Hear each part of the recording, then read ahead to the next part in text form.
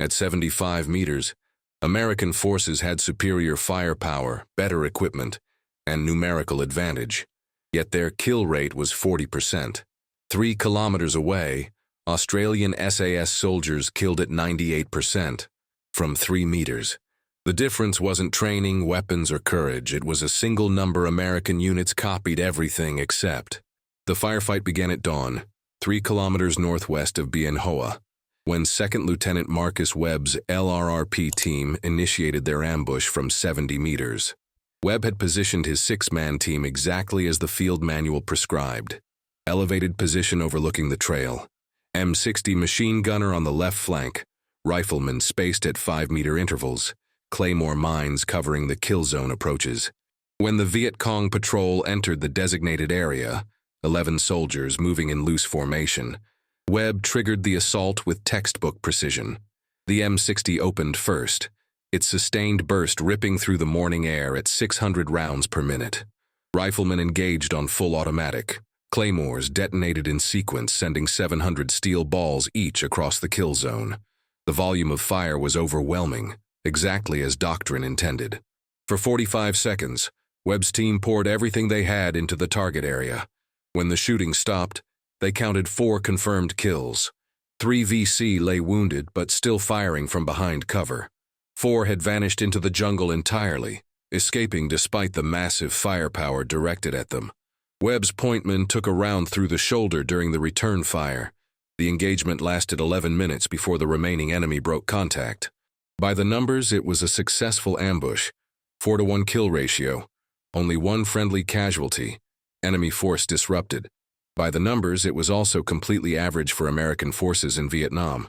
The 40 to 60% effectiveness rate that characterized most conventional ambush operations in the theater.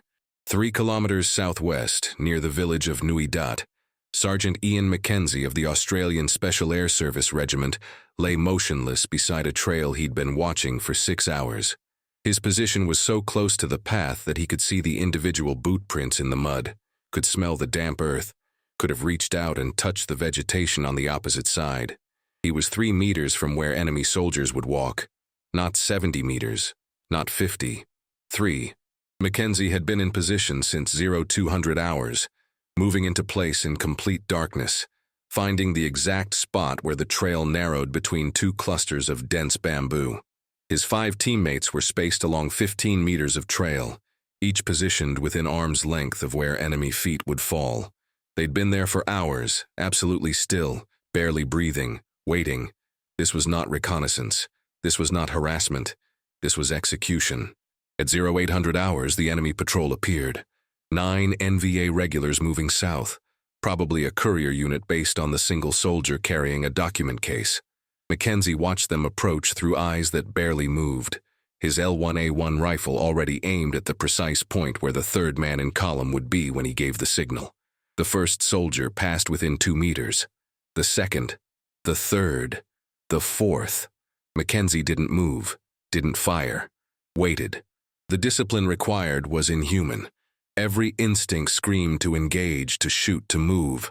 But Mackenzie had learned in Malaya what Webb's American training had never taught him. Patience at arm's length was the difference between a firefight and an execution. When the 9th soldier entered the kill zone, Mackenzie initiated. The ambush lasted 7 seconds. 9 aimed shots from 6 rifles at a range where missing was geometrically impossible. Every bullet found its target because every target was less than 3 meters away. The L1A1 rifles fired in semi-automatic, not full auto. Each shot deliberate, placed, certain. By the time the first NVA soldier's body hit the ground, all 9 were already falling. Not one enemy soldier returned fire. Not one escaped. Not one Australian was wounded. Kill rate, 100%. Friendly casualties, 0. Ammunition expended, 9 rounds. Time of engagement, 7 seconds. This was the reality that American long-range reconnaissance patrols discovered when they first observed Australian SAS operations in late 1966. The statistical difference was so stark it seemed impossible. Australian units were achieving kill rates of 95 to 98% in ambush operations, while American conventional forces averaged 40 to 60%.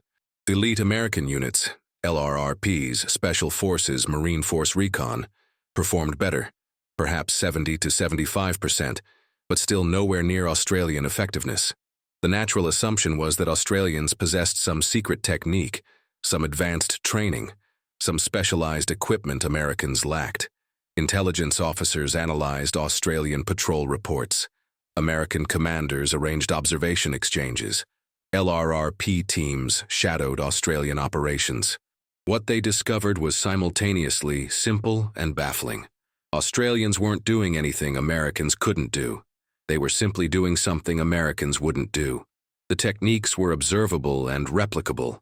Methodical reconnaissance, patient observation of enemy patterns, meticulous positioning, iron discipline in waiting for the entire enemy force to enter the kill zone before initiating. American LRRPs began incorporating these methods immediately. They studied Australian infiltration techniques, the slow, deliberate movement that prioritized silence over speed. They adopted the patience doctrine, remaining in position for days if necessary, never initiating prematurely. They copied the positioning principles, finding the exact terrain features that would channel enemy movement into predetermined kill zones. They copied everything except the distance. When American teams set up ambushes using Australian methods, they positioned themselves 50 to 75 meters from the target area, sometimes closer, 30 or 40 meters for particularly elite units comfortable with close combat, but never 3 meters, never arm's length. The field manual specified 50-meter minimum engagement distances for ambush operations, and even teams that had observed Australian operations maintained these doctrinal distances. The results were predictable. Better than conventional American ambushes, worse than Australian. Lieutenant Webb's team, after 3 months of studying and implementing Australian techniques, increased their kill rate from 42% to 68%. A significant improvement. A vindication of Australian methods. But still 30 percentage points below what Australians achieved routinely. The missing variable haunted American commanders who understood what they were seeing. Major Theodore Branson, commanding officer of a long-range patrol company that had trained extensively with Australian advisors, wrote in his after-action report, "We have adopted Australian patrol techniques, observation methods, and ambush positioning. Our effectiveness has improved markedly. However, we have not achieved parity with Australian results. The primary difference appears to be engagement distance. Australian forces initiate ambushes at ranges we consider suicidally close." Suicidally close. That phrase captured the psychological barrier perfectly. At 75 meters, combat felt manageable. Soldiers could see the enemy, could track movement, could adjust fire. There was time, precious seconds, to react, to think, to process. The enemy was distant enough to feel like targets rather than humans close enough to touch. Distance created the illusion of control. At 3 meters, combat became something else entirely. At arm's length, you could see facial expressions, could hear breathing, could smell sweat and gun oil and fear. At 3 meters, if anything went wrong, if you were spotted early, if someone coughed, if a weapon jammed, the enemy could reach you with their hands, could fall on you as they died, could fight hand to hand before you could transition to your sidearm. Every soldier's hindbrain screamed that proximity meant danger. More distance meant more safety. It was intuitive, instinctive, obvious. It was also statistically wrong. The mathematics were brutal in their simplicity. At 75 meters, even a trained marksman firing at a man-sized target in jungle conditions had perhaps a 30 to 40% probability of a first-round hit. At 50 meters, perhaps 50 to 60%. These probabilities assumed good visibility, proper sight picture, controlled breathing, conditions that rarely existed in the chaos of ambush initiation.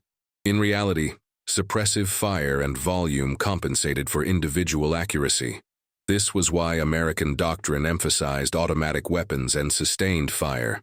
At 3 meters, probability of hit approached 100%, not because Australian soldiers were better shots, though SAS selection ensured high competency, but because missing was geometrically impossible.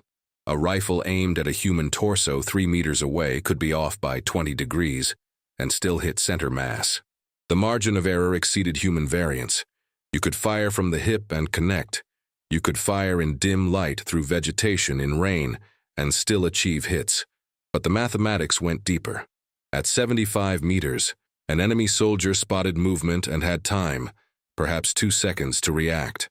2 seconds to dive for cover, to unsling their weapon, to shout warning. 2 seconds was enough time for half a patrol to scatter. At 3 meters, sound traveled, but human reaction time didn't compress. By the time the human brain processed gunshot at arm's length, the bullet had already arrived. The ambushed soldier was already falling. There was no time for cover, no time for return fire, no time for anything except dying. This was what American forces failed to understand when they copied Australian techniques, but maintained American distances. The effectiveness wasn't in the patience or positioning or discipline, though all those mattered. The effectiveness was in the proximity. Everything else was merely the method for achieving that proximity without being detected. Australian doctrine had been refined through bitter experience in the Malayan emergency, where British Commonwealth forces fought a communist insurgency in dense jungle against an enemy who knew the terrain intimately. Early British operations followed conventional Western military doctrine: large unit sweeps, firepower-intensive ambushes at range, attempts to bring superior equipment and numbers to bear. The results were catastrophic. Communist insurgents simply faded into the jungle when confronted, avoided large enemy formations, and struck isolated units. Australian forces, learning from both their own mistakes and British failures, developed a different philosophy entirely. If the enemy wouldn't stand and fight in conventional engagements, you couldn't defeat them with conventional tactics. You had to become better at jungle warfare than they were. You had to be quieter, more patient, more disciplined. You had to get close enough that the enemy's knowledge of terrain became irrelevant, because they'd never see you until it was too late. The 3-meter ambush doctrine emerged from this reality. Sergeant Jack Healy, who served in both Malaya and later Vietnam, explained the philosophy in a 1968 training brief to American advisors. You don't ambush from a distance because you want to kill the enemy from safety. You ambush from arm's length because it guarantees you kill all of them instantly, which is the only real safety. At 50 meters, it's a firefight. At 3 meters, it's an execution. Firefights get people killed on both sides. Executions only kill one side. The Australian Army's Canungra Jungle Training Center built its entire ambush curriculum around this principle. Soldiers learned to position themselves directly adjacent to trails, to remain motionless for hours, to control not just movement, but breathing, heartbeat, micro-expressions. The training was psychological as much as tactical. Instructors would walk trails where students had positioned themselves, sometimes stepping within centimeters of concealed soldiers, testing whether they'd flinch or adjust position. Any movement meant failure and restart. The discipline required was extraordinary. Sergeant Mackenzie, in his position 3 meters from the trail, had endured 6 hours of absolute stillness. Fire ants had crawled across his hands. A spider had built a web between his rifle barrel and a branch. His leg had gone numb, then progressed past pain to a distant ache he'd learned to ignore. When the enemy patrol approached, his heart rate had spiked, pure primal response to threat proximity, but he'd controlled his breathing, maintained position, waited. This was what Australian selection and training produced. Soldiers capable of inhuman patience under conditions that violated every survival instinct. American military culture struggled with this approach at a fundamental level. U.S. doctrine emphasized aggression, initiative, decisive action. The legendary American fighting spirit was about attacking, advancing, seizing initiative. Even special operations units, trained in patience and stealth, were culturally predisposed toward action. Lying motionless for hours while enemy soldiers walked within touching distance felt passive, defensive, un-American. Lieutenant Colonel James Morrison, who commanded special forces teams that trained with Australians, observed this cultural friction directly. Our boys are the best fighters in the world when it comes to taking the fight to the enemy. But the Australian method requires not fighting, requires becoming part of the terrain, requires letting the enemy walk past you, sometimes multiple times, while you wait for perfect conditions. That patience doesn't come naturally to American soldiers. We're trained to close with and destroy the enemy, not to let them walk past while we hold fire. This cultural barrier manifested in practical ways. American teams that attempted to implement 3-meter ambushes often compromised unconsciously. They'd position at 5 or 7 meters instead of 3, close by American standards, but far enough to preserve psychological comfort. They'd initiate when half the enemy patrol had entered the kill zone rather than waiting for all of it, unable to tolerate the stress of watching more enemies arrive. They'd use automatic fire instead of aimed semi-automatic shots, reverting to volume of fire doctrine under stress. Each compromise reduced effectiveness. At 5 meters instead of 3, kill rates dropped from 98% to 85%. Still excellent by conventional standards, but a 13% reduction in lethality. Initiating at 50% enemy presence instead of 100% meant half the enemy force might escape. Using automatic fire meant faster ammunition depletion, less accurate shot placement, and longer engagement times. Some American units did adopt the full Australian doctrine without compromise. These units achieved results indistinguishable from Australian SAS operations. Staff Sergeant Mike Brennan's LRRP team was one of them.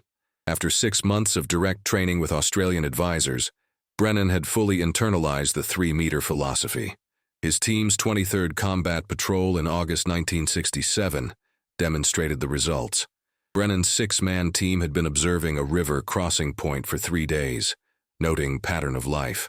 Enemy forces used this crossing primarily between 0400 and 0600 hours, always in small groups of 4 to 8 soldiers, always moving north toward base areas after supply runs. The crossing point itself was predictable, a fallen log across the narrowest part of the stream, with approach trails on both sides funneling movement to that specific spot. Brennan positioned his team within 2 to 4 meters of the log crossing.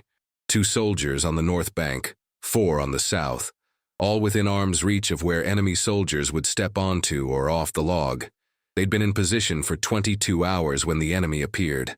7 NVA soldiers approached from the south at 05:15 hours. The lead soldier paused at the log, scanned for threats, saw nothing. He crossed.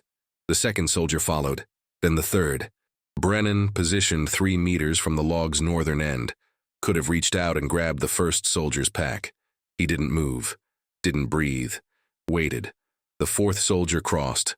The 5th, the 6th, the 7th soldier stepped onto the log. Brennan initiated when all 7 enemy soldiers were on the log or within 2 meters of it. 6 L1A1 rifles fired 9 rounds total. 7 enemy soldiers dropped. The entire engagement lasted 6 seconds. Not one enemy soldier returned fire. Not one American was wounded. The team recovered documents, weapons, and equipment, then vanished into the jungle before any potential reaction force could respond. Kill rate, 100%. Friendly casualties, 0. Perfect execution of Australian doctrine by an American team. Brennan's unit, and others like it, proved that American soldiers were fully capable of executing 3-meter ambushes with Australian-level effectiveness. The barrier wasn't capability, it was adoption. For every team like Brennan's that fully embraced the doctrine, dozens of teams implemented partial measures or rejected it entirely. The statistical evidence was overwhelming by late 1967. American units that maintained conventional 50-plus meter ambush distances achieved 40 to 60% kill rates and suffered return casualties in approximately 30% of engagements. American units that adopted Australian techniques but maintained 20 to 40 meter distances achieved 65 to 75% kill rates with return casualties in 15% of engagements. American units that fully adopted 3-meter doctrine achieved 90 to 98% kill rates with return casualties in less than 5% of engagements, and those 5% were typically from secondary actions after the initial ambush, not from the ambush itself. The improvement wasn't marginal, it was transformational. Units that went to 3 meters saw their kill rates increase by 50 to 60 percentage points, and their own casualties decrease by 60 to 70%. They expended less ammunition, conducted shorter engagements, and achieved more decisive results. Yet institutional adoption never occurred. The 3-meter doctrine remained confined to select special operations units, and never permeated conventional forces or standard training curricula. The reasons were complex and multi-layered. Field manuals, the doctrinal foundation of American military operations, specified 50-meter minimum ambush distances. Changing doctrine required extensive institutional process, tactical studies, experimental implementations, evaluation boards, revised publications, training curriculum updates. This process typically required years. Individual commanders could authorize variations in their units, but system-wide doctrinal change was glacial. Command philosophy also played a role. General William Westmoreland's strategy in Vietnam emphasized attrition, inflicting maximum casualties on enemy forces through aggressive search-and-destroy operations. This approach favored volume and tempo over precision. Close-range ambush doctrine required patience, selectivity, and smaller-scale operations. A team conducting a perfect 3-meter ambush might kill 7 enemy soldiers in one engagement. A company conducting an aggressive sweep might kill 20 enemy soldiers in multiple contacts, even if they also suffered casualties. By body count metrics, the aggressive approach appeared more effective. The Australian approach, refined in Malaya, recognized that in counterinsurgency warfare without front lines, intelligence was more valuable than immediate body count. Allowing an enemy patrol to pass unambushed while gathering information about their patterns, routes, and timing could lead to more effective operations later. This intelligence-centric approach didn't fit American command metrics focused on daily body counts and territory controlled. Equipment doctrine also created resistance. American infantry was equipped and trained around the M60 machine gun, and later the M16 rifle's automatic fire capability. Doctrine emphasized suppressive fire and fire superiority. The 3-meter ambush doctrine made suppressive fire irrelevant. You didn't need to suppress an enemy who was dead before they could react. But this invalidated significant portions of existing training and tactics. Even units that achieved success with Australian methods faced institutional headwinds.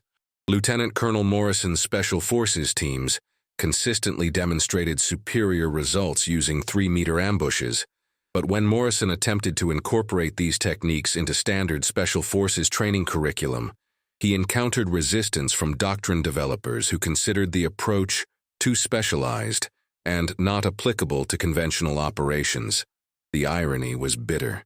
American forces had access to arguably the most effective small-unit ambush doctrine ever developed.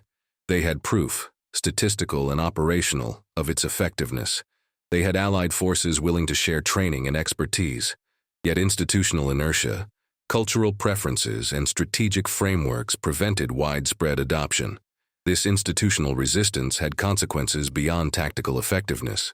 American soldiers who learned of Australian results but weren't authorized to implement Australian methods grew frustrated. Captain David Chen, a company commander who requested permission to train his platoons in 3-meter ambush techniques and was denied, wrote candidly, "We tell our soldiers we're giving them the best training and tactics available.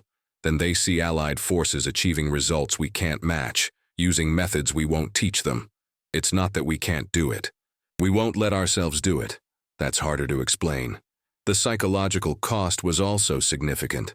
Soldiers conducting 75-meter ambushes understood they were entering firefights where both sides would shoot, and both sides might take casualties. The courage required was real, but it was the familiar courage of combat.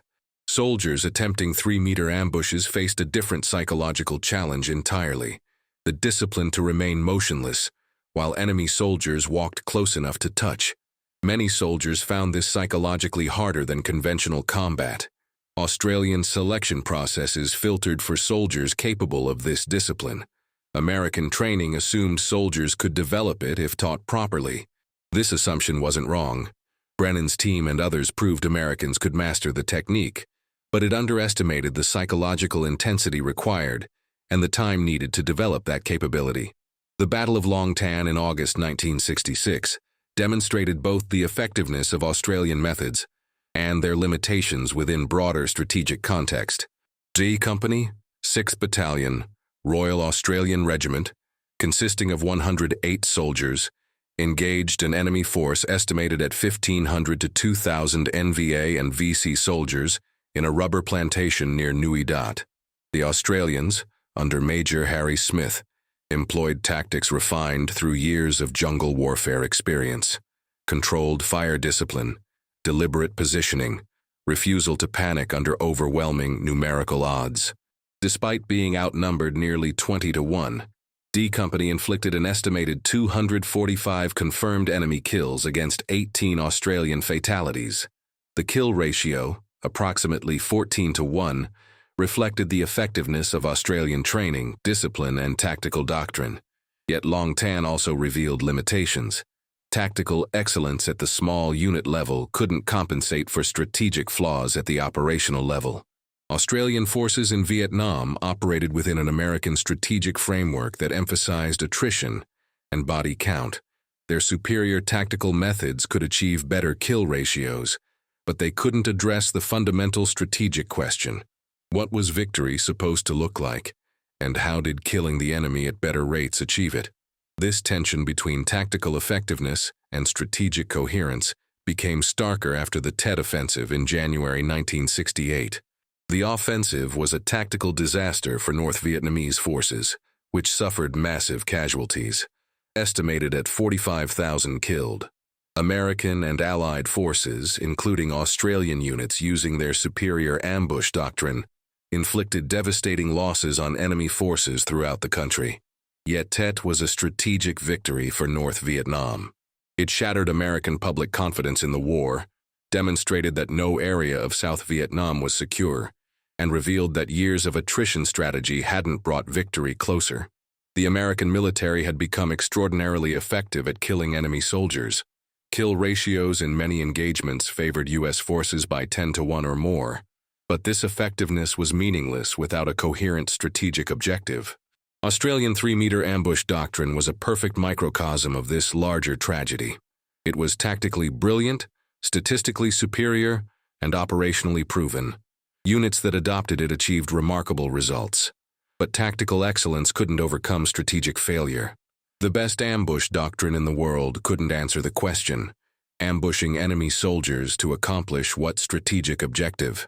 Colonel Francis Ted Sarong, senior Australian advisor to U.S. forces, recognized this limitation explicitly.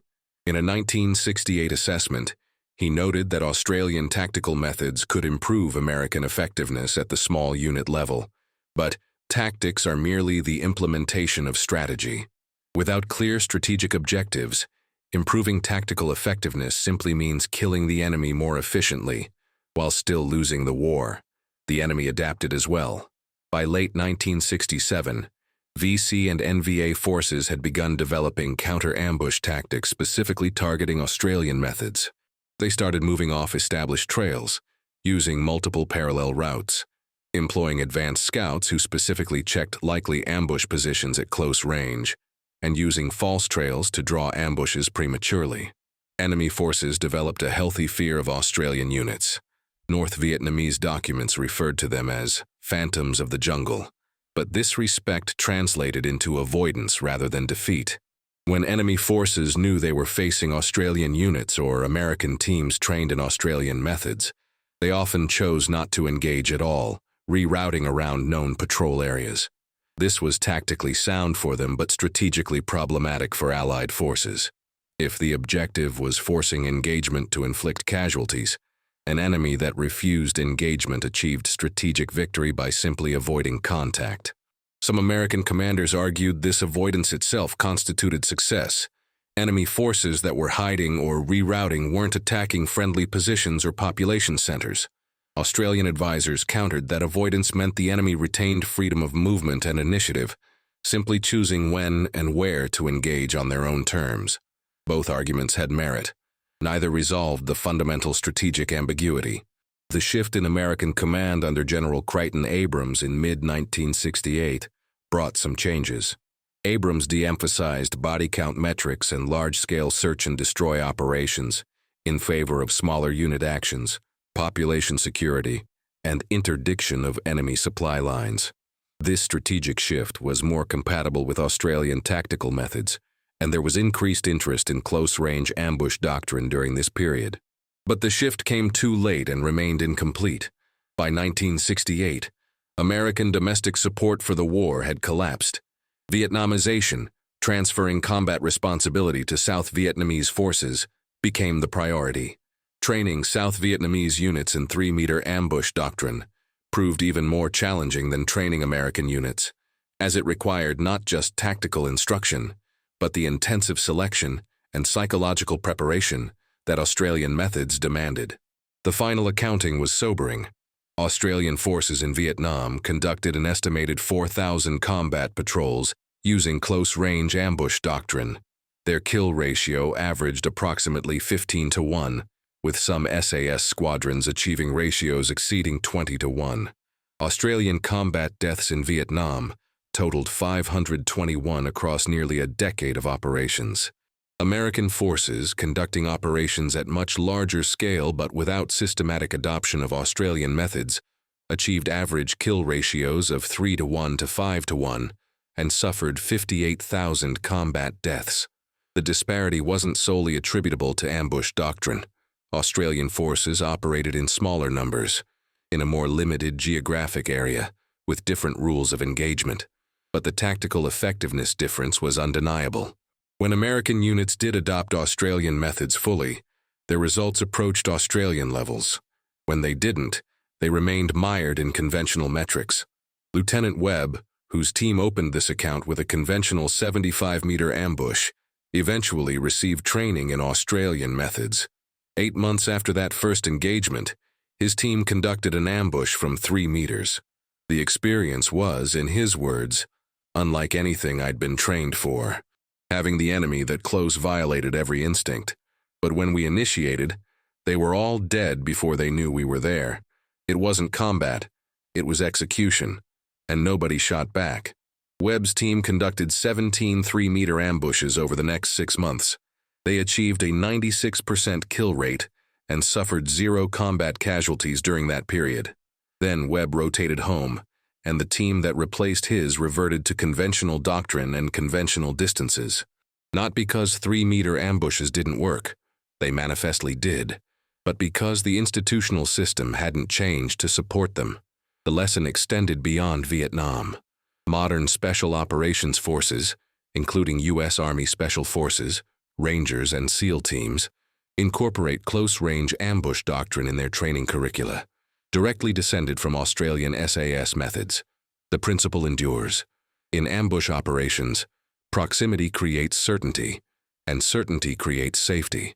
Getting closer to the enemy, counterintuitively, often reduces risk by removing the enemy's ability to respond. But the principle remains largely confined to elite units. Conventional forces still train to ambush at 50+ meters, still emphasize volume of fire over precision of positioning, still prioritize the psychological comfort of distance over the tactical effectiveness of proximity.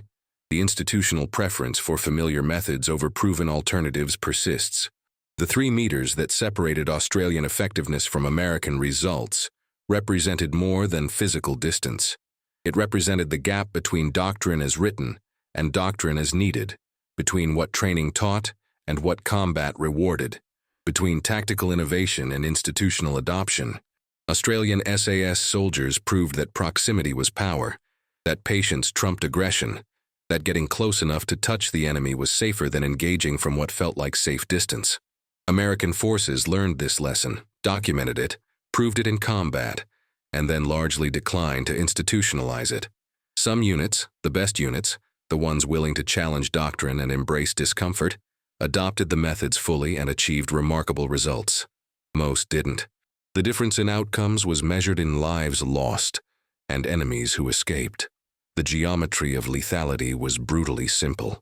At 75 meters, even superior soldiers with superior weapons achieved middling results.